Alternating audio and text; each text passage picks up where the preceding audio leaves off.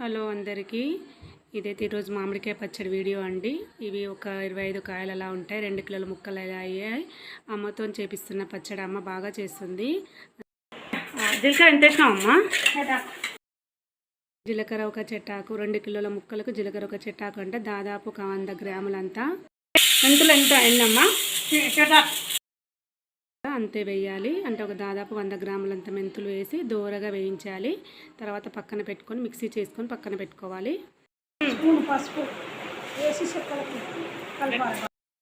ముక్కలకు మొత్తం ఒక స్పూన్ పసుపు వేసి బాగా కలుపుకోవాలి. ఇక్కడ అమ్మ చూపిస్తుంది చూడండి, అలా ముక్కలు బాగా పట్టేటట్టు కలుపుకోవాలి. మధ్యలో మా అమ్మాయి వచ్చి ఐస్ క్రీమ్ తినిపిస్తుంది. కారం ఎంత పోస్తున్నావు అమ్మా? 1/4 కిలో. 2 కిలోల ముక్కలకు 1/4 కేజీ కారం పోయాలని చెప్పింది అమ్మ.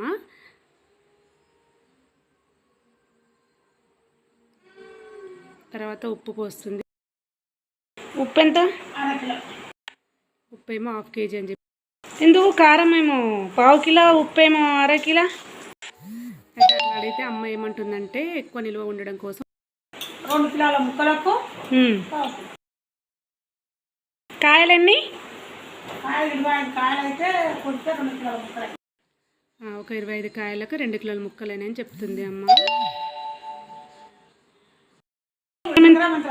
జీలకర్ర మెంతుల పొడి ఎంత? ఇప్పుడు దాకా మనం పట్టింది అంత వేస్తున్నావా?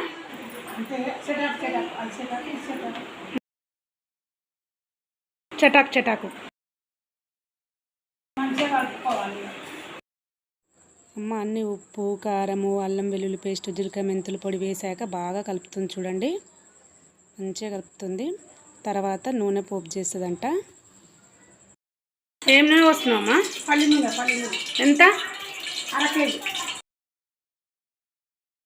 1/2 కేజీ పోసింది. ఒకవేళ సరిపోకుంటే మళ్ళీ వేడి చేసి చల్లాసుకొని పోసుకోవచ్చు అంట. పోపుకి ఏమేస్తున్నావమ్మా? జీలకర్ర, ఆవాలు,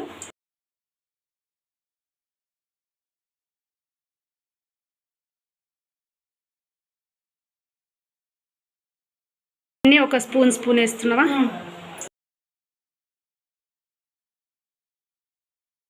స్పూన్ జీలకర్ర,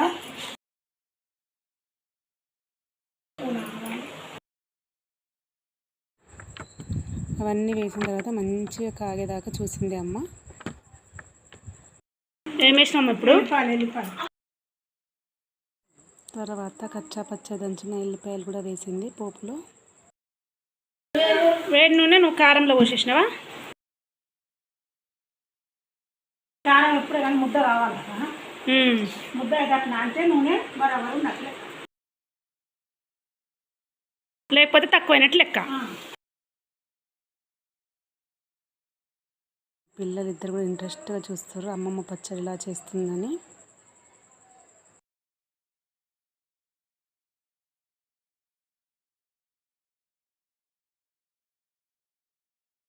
ఉప్పు, కారం, నూనె మోతాదు ఉంటేనే పచ్చడి బాగుంటుంది.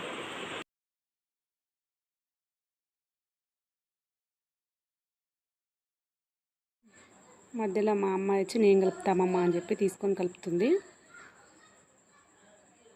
కాకపోతే సరిపోకుండా నూనె మళ్ళీ కలుపుకోవచ్చు. ఇక్కడ అమ్మ ఏం చెప్తుందంటే 2 కిలోల ముక్కలకు ఒక 1/4 కేజీ కారం, 1/2 కేజీ ఉప్పు, జీలకర్ర మెంతుల పొడి 100 గ్రాములు, ఇంకా నూనె 1/2 కేజీ. కాకపోతే సరిపోకుండా మళ్ళీ కొంచెం వేడి చేసుకొని పోసుకోవచ్చు అని చెప్తుంది.